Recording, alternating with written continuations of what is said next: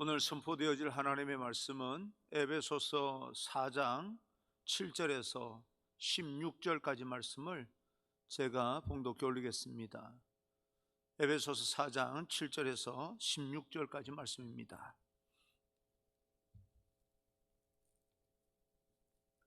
봉독해 올립니다.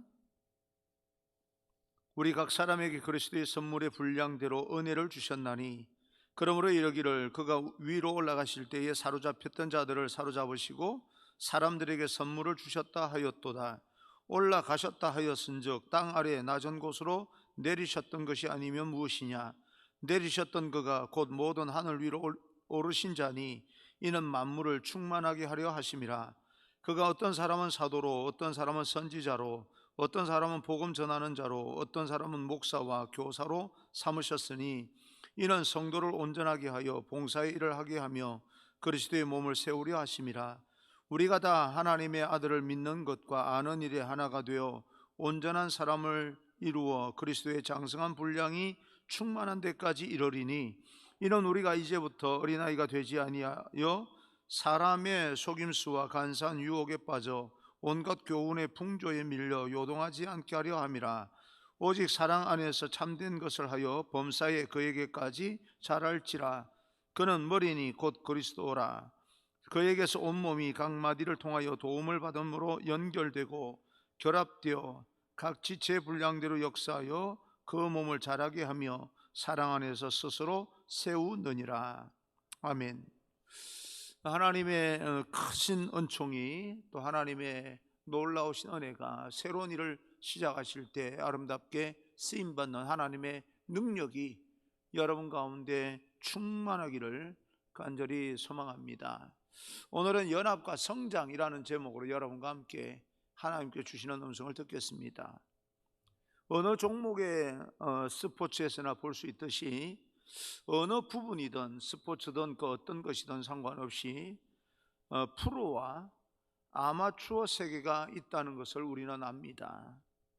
프로들은 아마추어와는 달리 스스로 자기의 문제점을 보완하기 위하여 따로 훈련을 따로 남아서 혹독하게 약점을 보완하기 위해서 노력을 하고 헌신하고 희생하고 땀을 흘리면서 자기 약점을 극복해 나갑니다.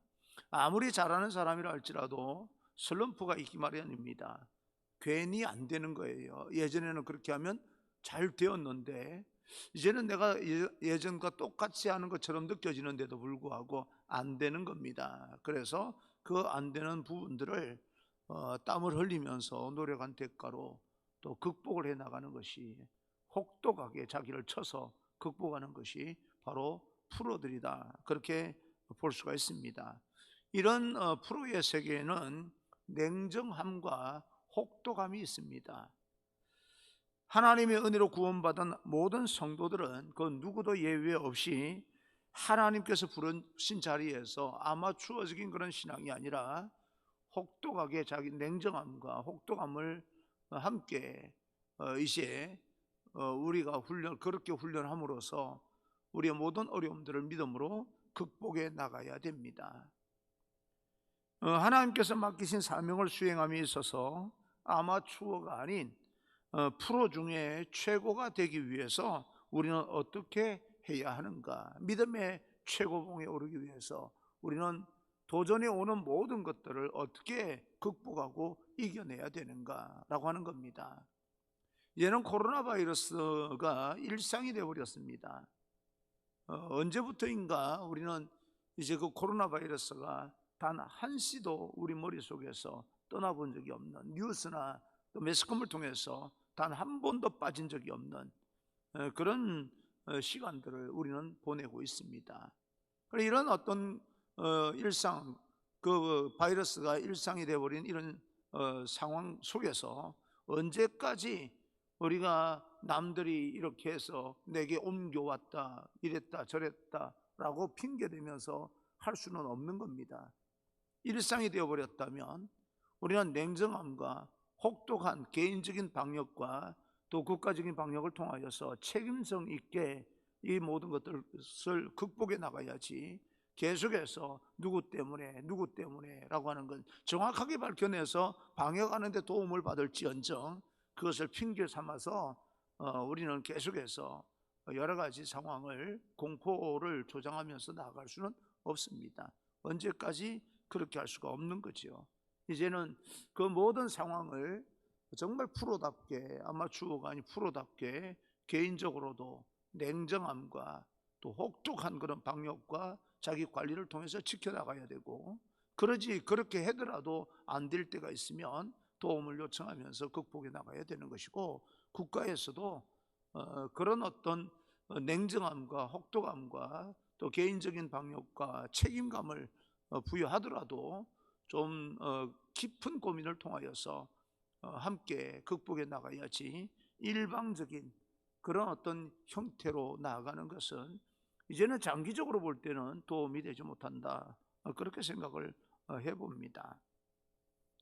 우리 지난 시간 말씀 가운데 서로 다른 유대인들과 이방인이 본질상 한 몸, 공동체, 교회라고 하는 사실을 강조한 사도 바울이 교회를 구성하는 지체들의 다양성을 직시하고 그곳에서 어떻게 하면 연합을 이루게 되고 연합을 이룬 그 공동체가 성장해 나갈 것인가. 성장이라고 하는 것은 양적인 그런 어떤 개량을 통한 그런 성장도 있겠지만 질적인 성장도 있는 것입니다. 믿음의 성장도 있겠지요. 그런데 모인 사람의 개성이요 다 획일적이지 않습니다. 다 똑같지가 않습니다. 다 다른 개성을 가지고, 다른 성격을 가지고, 다른 생각을 가지고 추구하는 목적과 소망과 꿈이 다른 사람들이 모여서 한 공동체를 이루어 나가는데도 불구하고 우리는 한 마음으로 한 목적을 가지고 나가야 된다는 것을 이야기를 지난 시간에 했는데, 이제는 그런 사람들이 함께 모여서 어떻게 연합을 해야 되고 어떻게 계속해서 성장해 나갈 것인가 라고 하는 것에 대해서 오늘 성경 말씀을 설명하고 있습니다. 사도 바울은 먼저 모든 성도들에게 주어진 하나님의 은혜의 선물의 분량이 있다고 이야기합니다. 모든 성도들에게 동일한 은사가 주어진 것이 아니라, 획일적인 그런 은사가 주어진 것이 아니라 각기 다른 은사가 선물로 주어졌다라고 하는 것을 강조하고 있습니다. 우리 몸 지체가 그렇듯이 어떤 사람은 손의 역할을 하는 달란트를 받은 사람이 있고, 발 역할을 하는 달란트를 받은 사람이 있고, 눈 역할을 하는 달란트를 받은 사람이 있고, 머리 역할을 하는 달란트를 받은 사람이 있고, 각기 그 사람에 따라서 하나님께서 받은 그 달란트를 가지고 아름다운 공동체를 만들어 나가는 것입니다. 그런데 저와 여러분들에게 이렇게 어떤 그 각 사람에게 하나님께서 합당한 은사, 선물을 주셨는데 그와 동시에 우리들이 감당해야 될 몫이 있다는 겁니다. 아무 조건 없이 주어진 하나님의 은혜지만 그 조건 없이 주어진 하나님의 은혜를 가지고 동시에 우리가 의무와 책임을 이제 다 해야 되는 하나님의 선물입니다. 받고 그냥 누리고 즐기는 것이 아니라 하나님께서 내게 주셨다면 그것으로 말미암아 내가 책임질 일이 어떤 것인가, 내가 어떻게 살아가야 되는 것인지를 우리는 생각을 하면서 함께 그 공동체가 연합이 되고 또 공동체성을 회복하면서 성장을 해 나가야 됩니다. 성장에는 성숙한 면이 함께 포함되어 있다는 것을 우리는 다시 한번 생각을 해야 됩니다. 복음서에 보게 되면 달란트 비유가 있습니다. 어떤 사람에게는 5달란트, 어떤 사람에게는 2달란트, 어떤 사람에게는 1달란트가 주어졌습니다. 주인은 종들에게 아무 조건 없이 각각의 분량대로 해당 달란트를 줍니다. 어떤 사람에게는 1달란트를 주면 1달란트 받은 사람이 했던 일이 있고, 2달란트 받은 사람이 했던 일이 있고, 5달란트 받은 사람이 했던 일이 있습니다. 나중에 주인이 종들에게 확인하는 것은 단 하나뿐입니다. 그들이 받은 그 달란트로 어떤 열매를 맺었느냐라고 하는 것입니다. 우리는 그것으로 인하여서 분량을 보게 되면 1달란트 받은 사람이 실패할 확률이 가장 높죠. 2달란트 받은 사람은 1달란트보다 실패할 확률이 그만큼 줄어듭니다. 아무래도 풍성하게 받은 다섯 달란트로 풍성하게 받은 사람은 그만큼 또 실패할 확률이 적고 성공할 확률이 더 훨씬 더 큽니다.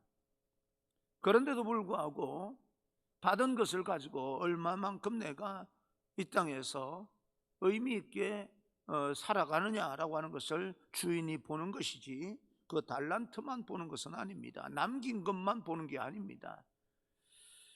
세상의 이치를 봐도 가장 좋은 완벽한 그런 제품을 만들기 위해서 모든 부품 하나하나 빠짐없이 조립을 해야 됩니다. 그러나 그 부품들은 모두가 특징이 다릅니다. 어떤 그 부품은 나사가 있는 것이고, 어떤 그 부품은 톱니바퀴가 있는 것이고, 나사와 톱니바퀴는 전혀 다릅니다. 그런데 그것이 한데 조여져서 연합해서 한 제품을 만들게 되는 겁니다. 여러분, 시계만 해도요, 들여다보면 각기 다 다릅니다.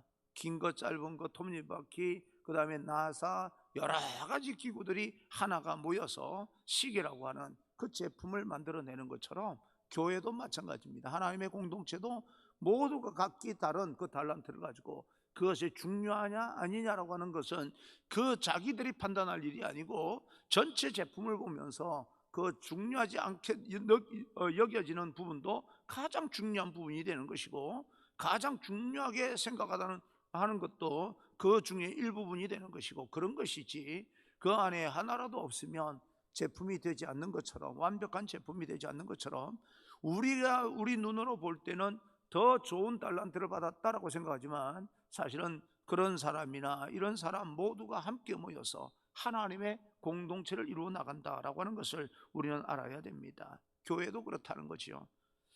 각각 분량대로 받은 은사대로 하나님의 뜻과 하나님의 계획대로 올바르게 사용되어져야 됩니다. 선물을 받았다고 함부로 사용하는 것이 아니라 선물을 주신 그분의 뜻대로 우리는 살아가야 됩니다. 그렇지 않으면 불량의 공동체가 되는 겁니다. 그래서 서로 비교하면서 또 서로 내가 더 낫다, 너가 더 못하다, 내가 더 중요한 사람이다, 너는 덜 중요한 사람이다, 교회 공동체 안에서 그렇게 판단할 것이 아니라 모두가 다 맡은 그 자리에서 우리가 그렇게 판단할지라도 하나님 보시기에는 그렇게 보지 않는다는 사실을 깨닫고, 내게 맡기신 그 달란트 분량대로 최선을 다하게 되면 아름다운 건강한 공동체로 이루어지게 되는 겁니다. 그래서 11절 12절을 보게 되면, 그가 어떤 사람은 사도로, 어떤 사람은 선지자로, 어떤 사람은 복음 전하는 자로, 어떤 사람은 목사와 교사로 삼으셨으니 이는 성도를 온전하게 하여 봉사의 일을 하게 하며 그리스도의 몸을 세우려 하심이라. 다양한 은사가 기록되어져 있는데, 어떤 사람은 사도로, 어떤 사람은 선지자로, 복음 전하는 자로, 교사와 목사로 부름을 받았다라고 설명합니다.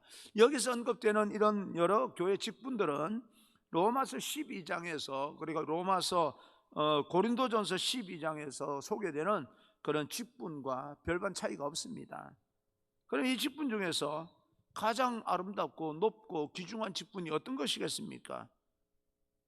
견줄 수가 없다는 겁니다. 하나님이 주시는 은사에는 귀하고 천한 서열 매김이 없습니다. 하나님 일을 수행함에 있어서 세상의 높고 낮음으로 나이와 성별과 그 다음에 교육의 차별을 두지 않습니다. 남자 여자 차별 두지 아니하고, 그가 어떤 교육을 받았느냐 차별 두지 아니하고, 그가 나이가 얼마나 됐느냐라고 하는 차별 두지 않습니다. 하나님께서는 여러 가지 다양한 직분으로 세우셨기 때문에 그 가운데서 서로 조화를 이루고 균형을 이루어서 교회 공동체를 만들어 나가고, 또 가정에서도 마찬가지 아닙니까? 아무리 내 아들이 나를 닮았다 할지라도, 또 작은 아들이 엄마를 닮았다 할지라도, 아니면 딸이 엄마를 닮았던 아빠를 닮았던, 모두가 알고 보면 다 자기 개성이 있는 겁니다. 그 개성이 있는 사람들이 한데 모여서 가정 공동체를 만들어 나가는 거지요.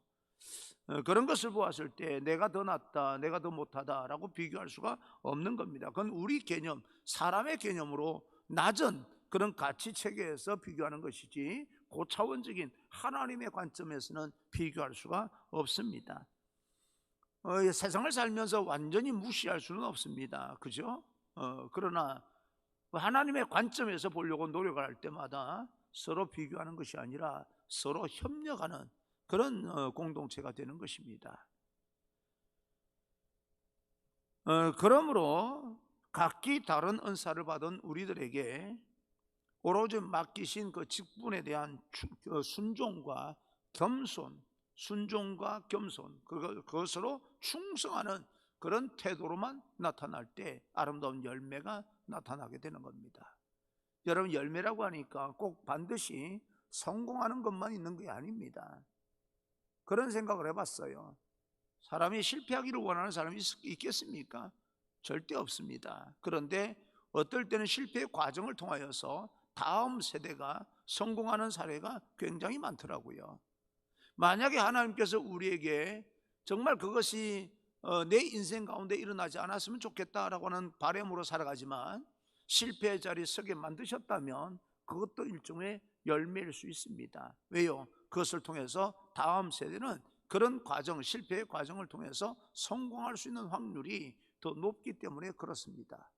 우리는 그것을 감당할 필요도 있는데 사실은 그 감당하기가 말처럼 그렇게 쉬운 게 아니겠지요. 누군들 뭐 실패하는 자리에 서 있고 싶겠습니까?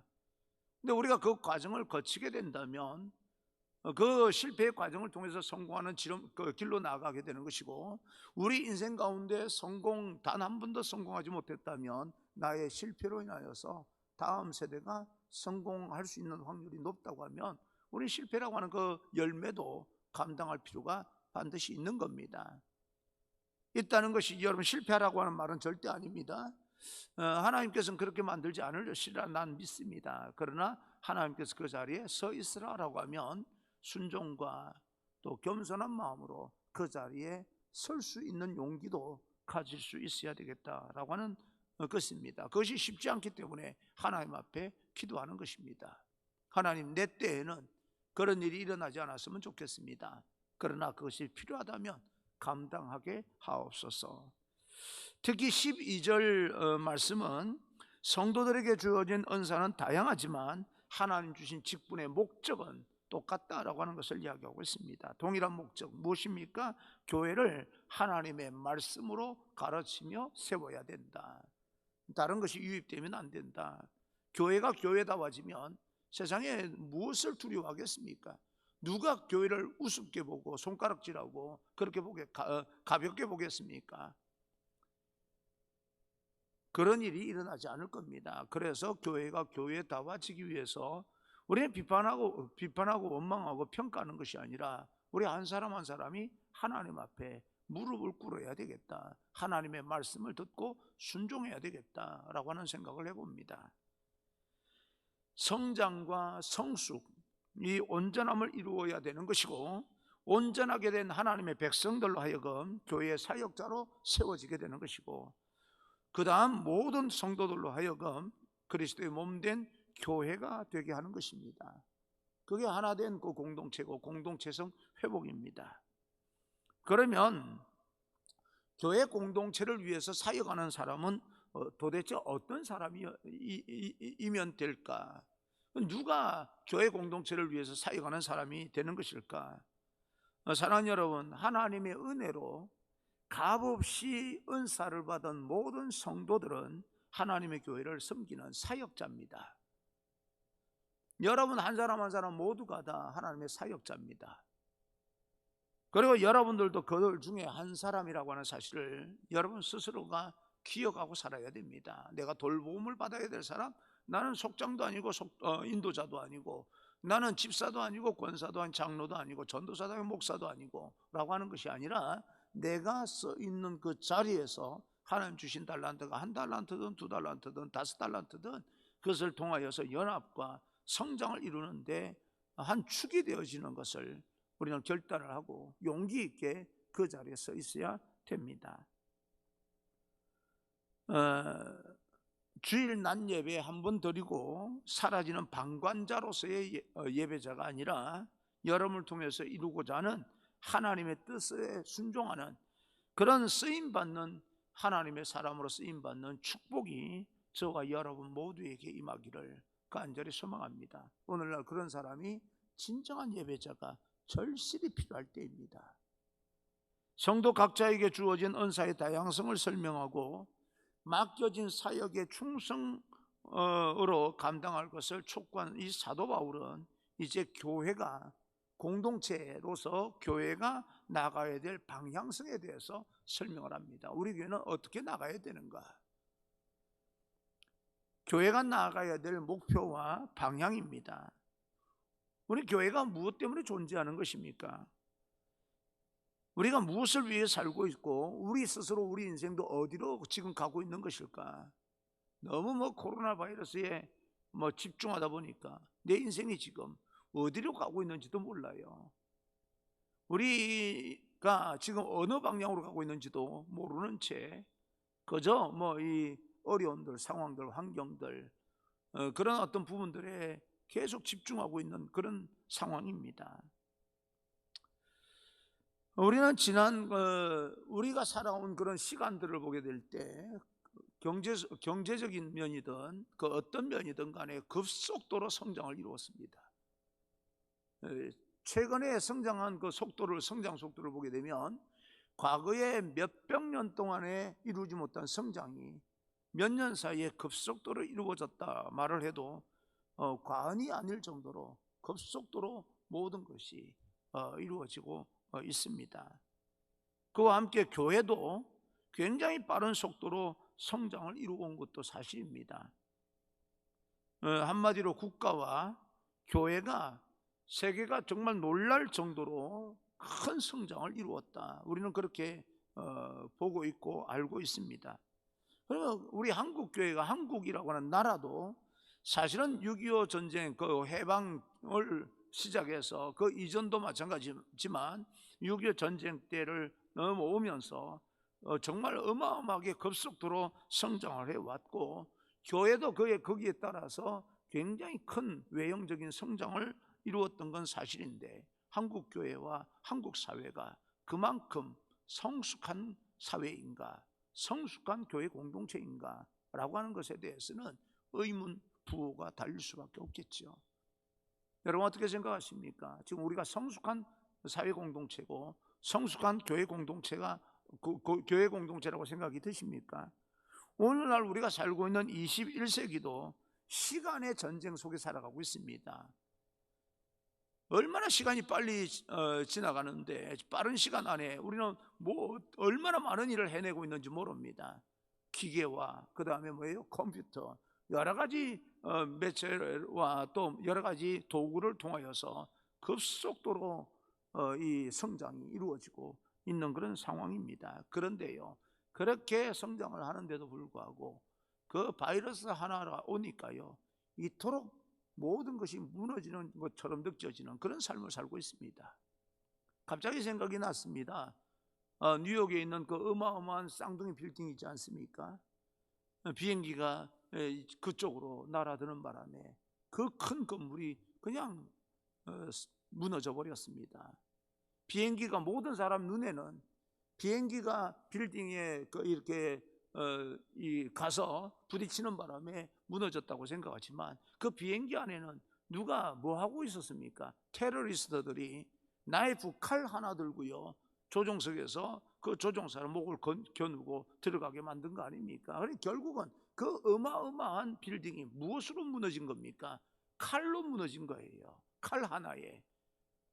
여러분 우리가 그토록 자랑하는 이 하이테크라고 하는 그런 부분들, 굉장히 첨단 장비들이요 정말 보잘것없는 칼 하나에 무너져 버리는 겁니다. 로우테크에 당해버린 거죠. 그렇게 본다면 오늘날도 이 어마어마한 그런 어떤 성장 가운데 치닫고 있었던 우리의 모든 삶이요 고작 그 바이러스 하나 때문에 이토록 무너지는 겁니다. 그래서 우리는 하나님의 말씀이 필요하고 마치 첨단 장비가 그 하늘 찌르듯이 바벨탑 쌓아가듯이 올라가는 것이 전부가 아니라 그것을 하나님께서 교훈해 주는 것이 아닌가 생각을 해봅니다. 여러분 정말 모순 같지만 하이테크는 로우테크에 당하지 못합니다. 아날로그 이 아무리 디지털이 아주 우리 삶을 지배하고 디지털 문화가 우리 삶을 더 풍요롭게 만드는 것처럼 보이지만 사실은요 그 디지털은 절대 아날로그를 점령을 못합니다.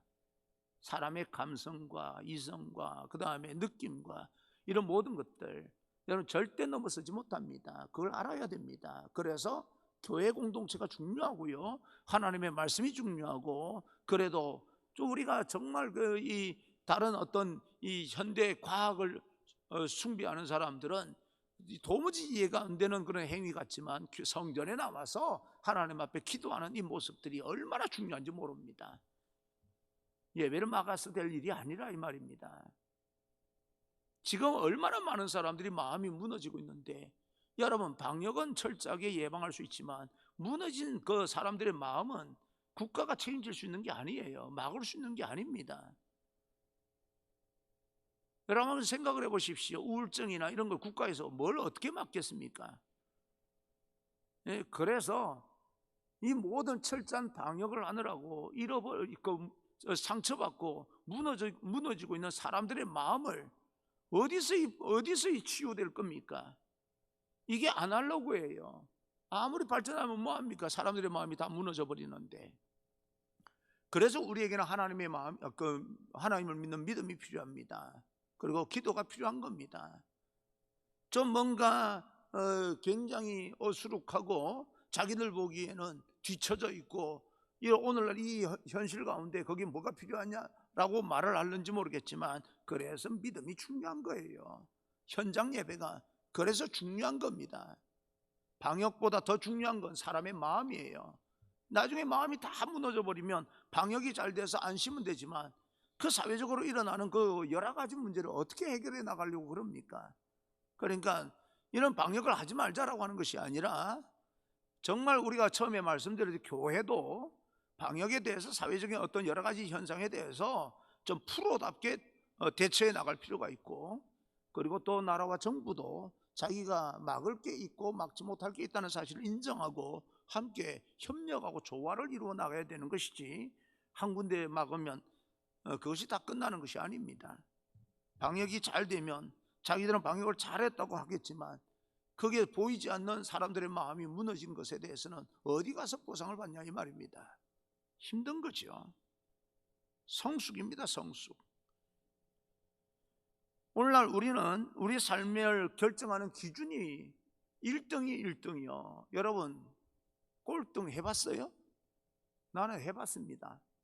자랑은 아니지만 여러분 꼴찌 해보셨어요? 해본 분들도 계시는데 안 해봤다고 그냥 그 꼴찌한 걸 귀엽고 숨기는 사람이 있는데 그건 뭘 숨깁니까? 해봤으면 해본 거죠. 나는 해봤어요. 정말 그때는요 하늘이 무너지는 것처럼 느껴졌어요. 나는 내가 그런 존재인지 몰랐습니다. 네, 비록 학교는 뭐 주변에서 다 알아주는 학교라고 그러지만 학교 알아주면 뭐합니까? 등수가 이 꼴찌인데. 그때는요 내가 꼴찌였고 그 반에 60명이었는데 60분에 60 받아봤어요? 60분에 59등 한 애가요 나보다 더 큰 충격을 받은 것 같아요. 저는 체육중학교를 졸업하고 교과서를 달달 외워서 들어갔는지 좋은 점수로는 들어갔는데, 들어가서 기초가 없으니까 뭐 이거 다 무너져 버린 거고, 그 친구는요 중학교 때 늘 뭐 1등에서 5등 사이 60명 중에 그 사이에서 왔다 갔다 하는 친구인데 들어와서는 59등 해버린 거예요. 내가 없었으면 어떡할 뻔했습니까? 네, 그래서 충격을 받고 학교를 그만둬 버리더라고요. 자퇴를 해버리더라고요. 자퇴를 하고 1년 동안 검정고시를 치더니 연세대를 들어가더라고요. 그 친구 충격을 어마어마하게 받은 모양이에요. 여러분 꼴찌 해보셨어요? 그게 뭐 그렇게 창피한 일입니까? 지나놓고 나서 보니까요, 제가 대학에 어떻게 들어갔습니다. 신학과라도. 고등학교 때 실컷 놀다시피 하고 대학에 들어갔더니 첫 시험 공부하는 게 뭔지를 잘 모르니까 달달 외우기만 했지. 그래서 공부를 하고 해봤는데요 점수가 학점이요 별로 썩 좋지 못했어요. 근데 그거 아십니까? 자랑은 아니지만 8학기 동안, 학기가 8학기 아니고 4년 8학기 동안 저는요 성적 단 한 번도 떨어져 본 적이 없어요. 계속해서 올라가기, 점수가 거기에서부터 가장 낮은 자리에서부터 시작했으니까 계속 올라가서 4학년 졸업할 때까지 떨어져 본 적이 없어요. 대학원까지 가서도 남아 있었어요. 그러다가 박사하면서 또 채웠어요. 그러니까 제 인생은 위로 올라가는 인생이지 떨어보진 적이 없어요. 인생 자체가 근데 1등 했던 사람들은 늘 떨어질까 노심초사하면서 그렇게 살더라고요, 보니까. 근데 나는 그런 스트레스는 없었어요. 하면 무조건 올라가기만 하는 등수였지, 예, 떨어지는 등수가 아니었어요. 뭔 말을 하는지 좀 아셨으면 좋겠습니다. 여러분, 우리 인생 가운데 여백이 있어야 된다, 그 말입니다. 올라갈 자리가 남아있다고 생각을 하면 얼마든지 우리는 노력할 수 있고 헌신할 수 있고 희생할 수 있는데, 더 이상 올라가기가 힘들다, 한계를 느끼니까 안 되는 거 아닙니까? 한계를 느끼면 방법이 있지요. 어떤 방법이 있습니까? 내가 한계를 느끼니까 하나님께 도움을 청해야 되는 거 아닙니까? 내 힘으로는 한계를 어떻게 벗어날 수 있습니까? 절대 못 벗어납니다. 그러니까 하나님의 도움이 필요한 거예요. 그럼 그것을 좌절하고 포기하고 마음에 상처 있고 우울증하고 자살해야 됩니까? 그걸 누가 막아요? 정부가 막을 수 있습니까? 절대 막지 못합니다. 하나님의 도움이 필요한 겁니다. 그런 면에서 신앙이 얼마나 우리에게 중요한지 모릅니다. 믿음이 그래서 중요한 거예요. 꼴찌했다는 것이 자랑이 아니고요, 하나님이 필요하다는 것을 이야기하는 겁니다. 꼴찌한 사람이나 1등한 사람이나 그 어떤 사람이나 어느 순간에는 한계를 느낍니다. 한계 느끼는 거 똑같지 않습니까? 그러면 올라갈 그 여력이 많다는 사람, 많은 것을 아는 사람은 한계를 느끼지만 갈 데가 많으니까 도전하는 거예요. 하나님, 나 좀 도와주세요. 아직까지 갈 길이 멉니다. 올라갈 데가 없다고 생각하는 사람은요, 거기서 멈춰버리는 거예요. 도움이 필요가 없는 거예요. 못한다고 좌절하고 포기하고 그 자기 인생을 스스로 끊어버리는 거예요. 거지가 자살하는 거 봤습니까? 거지는 자살 안 합니다. 왜? 얻어먹을 게 너무 많으니까. 이런 어떤 우리 인생 가운데 이런 인생의 공허한 그런 어떤 빈 공간을 해결할 수 있는 부분은 하나님밖에 없습니다. 경제가 해결되는 부분이 아닙니다. 언제까지 잘 살아야 되는 거예요? 얼마만큼 건강해야 되는 겁니까? 우리가 좀 더 냉정하게 생각하면, 여러분 생각해 보십시오. 얼마만큼 부자가 돼야 됩니까? 얼마만큼 건강해야 됩니까? 여러분이 그 부자와 건강을 여러분 스스로 어떻게 해결할 수 있습니까? 절대 해결하지 못할 겁니다. 부자도 해결 못하고 가난한 사람도 해결 못합니다. 그래서 우리는요, 우리 인생 가운데 살아가면서 하나님의 도움이 필요한 겁니다. 그래서 교회 공동체가 절실히 필요한 겁니다. 인생은 속도가 아니라 방향이기 때문에 그렇습니다. 오늘 사도 바울이 교회가 세워져 나가는 그런 목표와 방향을 제시하는 가운데 그것을 이루어가는 속도에 관해서는 말하지 않습니다. 방향에 대해서 언급하고 있는 겁니다. 13절입니다 13절, 우리가 다 하나님의 아들을 믿는 것과 아는 일에 하나가 되어 온전한 사랑을 이루어 그리스도의 장성한 분량이 충만한 데까지 이르리니, 사도 바울이 먼저 하나님의 아들 예수 그리스도를 믿고 인격적으로 아는 일에 하나가 되는 일이 교회가 바라봐야 될 본질적인 것이다, 그렇게 말씀하고 있습니다. 예수님을 교리적으로 성경의 지식으로만 아는 것이 아니라 날마다 그분과 인격적인 교제를 통해서 친밀함의 관계로 들어가는 그 신앙으로 말미암아, 믿음으로 말미암아 모든 성도들의 마음이 예수 그리스도의 이름으로 하나가 되는 공동체, 그 교회 공동체, 건강한 교회 공동체를 추구해야 될 그런 어떤 우리 인생이 되어야 된다. 그것이 인생의 목표가 되어야 된다라고 하는 겁니다. 그러면 개인적으로도 삽니다. 교회가 건강해져야 됩니다. 그럼 우리는 예수 그리스도를 얼마나 우리가 알고 있는가? 구약 성경에 기록되어져 있는 것을 보게 되면 약 300개 이상의 예언이 기록되어져 있는데 그것이 어떻게 성취되었는지 알고 계십니까? 복음서에 기록된 예수님의 생애와 사역을 얼마나 깊이 우리가 알고 있습니까?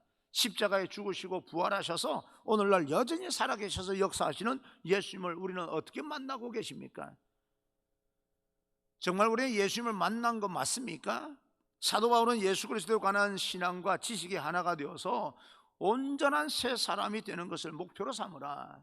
정말 예수님을 만나라라고 하는 겁니다. 정말 하나님을 만나뵈라. 그러니 너희 인생이 달라진다는 것을 말하고 있는 겁니다. 교회는 그리스도의 거룩한 몸입니다. 그리고 우리는 모두가 다 하나님의 성전입니다. 너희가 하나님의 성전인 것과 너희 안에 하나님의 영이 계시는 줄 알지 못하느냐? 여러분들이 하나님의 성전이고 여러분의 하나님의 영이 계신다라고 하는 것을 고린도전서 3장 16절에 그렇게 말씀하고 있는 겁니다. 여러분 하나님의 성전입니다. 저와 여러분들이 그 하나님의 성전, 하나님의 영, 우리 안에 있는 하나님의 영으로 우리가 얼마만큼 성숙했느냐, 그것이 바로 교회가 얼마나 건강하냐라고 하는 척도가 되는 겁니다. 외형적으로 보이는 것이 별거 아닙니다. 코로나 바이러스 하나가 오니까요, 예배드리는데 영상으로 예배드리는데 이 뭐 20명 정도 앉아서 예배드린다고 하니까 20명 정도가 이렇게 예배드렸어요. 정말 기운 안 나면서 옛날 생각이 나더라고요. 예전에 그래도 뭐 공간은 여기보다는 훨씬 더 뭐 10분의 1도 안 되는 좁은 공간이지만 미국에서 목회할 때 저희 아내 하나 놓고요, 설교할 때 그때가 생각나더라고요. 여러분, 한 사람 놓고 정말 이 설교하기가 얼마나 힘든지 아십니까? 저는 그 6개월 이상을요, 저희 아내 혼자 놓고 새벽 기도를 설교를 하는데 제일 하고 싶었던 단어가 뭔지 아십니까? 여러분이었어요. 사랑하는 여러분. 혼자 있으니까 여러분을 못하지 않습니까? 그 얼떨결에 여러분 하면요, 저 사람이요 또 뒤로 쳐다봐요. 어때, 한 사람이 왔나 싶어서. 여러분, 그런 설교가요 6개월 동안 진행되면서 얼마나 마음이 힘들었는지 모릅니다. 그래도 그때 그 한 사람을 위한 설교 준비를 6시간 7시간 방 안에 틀어박혀가지고요, 어떨 그 시간만큼 꼼짝 안 하고 원고를 작성하던 그때를 생각하면 뭐 20명도 뭐 감지덕지이긴 하지만 우리 교회가 그 코로나 바이러스 때문에 이렇게까지 될 줄 누가 알았습니까? 그런 때가 온다는 거예요. 그래서 교회 외형적으로 보는 것이요, 어느 순간 어느 어떤 외적인 거는 요소에 의해서 순식간에 무너질 수 있는, 예배에는 눈에 보이는 현상들은 무너질 수 있는 것이 교회 공동체입니다. 우리가 예수님을 제대로 만났을 때 각자의 처소가 여러분의 성전이 되어서 건강한 하나님의 공동체를 계속해서 만들어 나갈 수 있다면 우리는 그 역할, 하나님이 주신 그 직분을 통하여서 그 역할을 감당해야 되는 것입니다. 여러분이 머무는 자리가 하나님의 성전이 되기를 간절히 소망합니다. 그래서 우리는 어디서부터 잘못되었는지 우리가 그 평가하고 또 그런 논쟁할 것이 아니라, 모두가 나에게 하나님께서 주신 그 달란트를 내가 제대로만 감당하기만 한다면 하나님의 나라는 그럼에도 불구하고 든든히 서갈 수 있다는 그런 확신을 가지고 우리에게 맡겨진 달란트가 1달란트든 2달란트든 5달란트든 그것을 감당할 필요가 분명히 있습니다. 그러려면 믿음이 흔들리지 않아야 됩니다. 믿음이 흔들리지 않으려면요, 하나님의 도움이 필요합니다. 다시 말씀드리면 아날로그식으로 하나님 앞에 온몸을 들여서 기도하고 땀을 흘리면서 좀 뭔가 이 마음속에 이거 뜨겁게 만들면서 기도할 필요가 분명히 있다는 것입니다. 사랑하는 성도 여러분, 지금도 우리 마음속에는 그럼에도 불구하고 남들보다 좀 더 빠르게 성장하기를 원하고 좀 더 빨리 성공하고 싶은 마음이 왜 없겠습니까? 성과나 또 성공을 추구하면서 앞만 바라보고 달려갈, 도전해 나가야 된다. 아직까지도 거기에서 벗어나지 못하는 우리 마음이 왜 없겠습니까? 분명히 있겠지요. 그렇다면 이제는 내가 빠른 것 대단히 중요합니다. 빠른 것이 나쁘다는 말이 아닙니다. 그런데 내가 빨리 가는 그 목표가 제대로 가는 방향을 한번 살펴볼 수 있기를 바랍니다. 빠른 것을 탓하는 것이 아니라 빠른 것보다 더 중요한 것은 방향입니다. 그렇지 않습니까? 그래서 우리가 빠르게 추구하더라도 방향만 바르면야 빠른 것이 뭐가 나쁘겠습니까? 방향이 틀렸다면 늦게 가더라도 방향이 바른 것이 더 낫지 않겠습니까? 우리가 빠른 게 좋다, 느린 게 좋다, 뭐 방향만 늦더라도 방향만 좋으면 된다라고 하니까 늦은 걸 굉장히 선호하는 사람이 있어요. 아니요, 나는 그렇게 생각하지 않습니다. 빨리만 가고 방향만 바르다면 빨리 가는 것도 나쁠 일이 아니라고 생각을 합니다. 빨리 가는 사람도 있고 늦게 가는 사람도 있고 그러는 거죠. 아니, 토끼와 거북이가 경주를 하는데 어떻게 똑같이 가기를 바라고 거북이가 이기기를 바랍니까? 도무지 그것은요, 그냥 그 이야기요. 거북이와 토끼가 경주하면 누가 이기는 겁니까? 토끼가 이기는 거죠. 방향만 바르면. 토끼는 빨리 가야 되는 동물이고 거북이는 늦더라도 바르게만 가면 되는 것이고 그런 거죠. 근데 역할이 다르지 않습니까? 거북이는 바닷속에서나 또 토끼를 이길 수 있는 것이고, 토끼가 육지에서 거북이한테 진다는 게 말이 됩니까? 이게 우리 그렇게 교육을 받아오는 거예요. 그러니까 뭔 말을 해도요, 방향만 바르면 늦은 것도 괜찮다. 괜찮은 거지요. 그래 빠른 게 왜 나쁩니까? 나쁜 게 없습니다. 토끼 기질을 가진 사람은 빨리 가야 되는 거고, 거북이 기질을 가진 사람은 좀 늦는 것도 방향만 바르면 그 의미 있지 않습니까? 그 의미를 말하는 거지요. 그런데 여러분, 방향이 틀렸다면 토끼가 더 불리하지 않습니까? 방향이 틀렸다면. 그러니 우리는 다시 한번 내가 토끼의 기질을 가졌던, 거북이의 기질을 가졌던, 어떤 기질을 가졌다라고 하는 걸 내가 판단할 것이 아니라 내 삶의 방향이 지금 바르게 가고 있는지를 한 번 더 체크해 볼 수 있는, 성찰해 볼 수 있는 그런 시간들이 되기를 간절히 소망합니다. 그 가는 길이 아무리 힘들고 어려워도, 도중에 쓰러져도 다시 일어날 수 있는 용기는, 내가 바른 길을 가고 있다, 방향이 바르다라고 생각할 때는 다시 일어설 수 있는 용기가 생기는 거죠. 방향만 확실하면 시간이 얼마나 걸리든 인생의 최종 목적지에 도달하게 되는 겁니다. 우리 인생의 최종 목적지 바르게 도달할 때까지 우리를 인도하시는 예수 그리스도를 놓치면 안 됩니다. 우리는 예수님의 도움이 절실히 필요합니다. 코로나 바이러스 이후에 예수님의 도움이 더 많이 필요합니다. 교회는 그 역할을 위해서 준비해야 됩니다. 그 사람들의 마음을 만져주기 위해서, 회복시켜주기 위해서 정말 우리가 더 많이 엎드리고 그들을 더 격려하고 위로하는 그런 공동체가 되어야 됩니다. 그 위로하고 격려하는 그 일에 재정적인 그런 어떤 지원이 있어야 된다면 당연히 들어가야 되는 거 아니겠습니까? 돈을 또 아껴서 뭐 하겠습니까? 사람의 마음을, 상처를 일으켜 세우고 함께 아름다운 공동체를 만들어 나가, 건강한 교회를 만들어 나갈 수 있다면 우리가 재정적인 투입도 해야 되는 거지요. 몸으로도 헌신해야 되는 겁니다. 마음으로도 그들을 위로하고 격려해야 됩니다. 이 모든 것이 하나가 되었을 때, 삼위가 하나가 될 때 더 온전한 공동체가 되어지게 됩니다. 오늘 사도 바울은 우리가 이방인이든 유대인들이 모두가 다 하나가 되어서 이제는 하나가 되었다면, 이제는 교회 공동체가, 또 이 가족, 믿음의 가족 공동체가 방향을 바로잡고 나아가기를 원하여서 오늘 이렇게 연합과 성장이라고 하는 그런 주제로 우리에게 교훈해 주고 있습니다. 올바른 연합이 제대로 되어서 바른 방향으로 성장해 나가고 성숙해 나갈 수 있는 그 일에 쓰임받는 우리 모두가 되어지기를 바라고, 여전히 살아계신 하나님께서 여러분과 함께 하신다는 사실을 믿으시고 당차게 기죽지 마시고 또 세상을 한 걸음 한 걸음 도전해 나가시기를 주님 이름으로 축원합니다.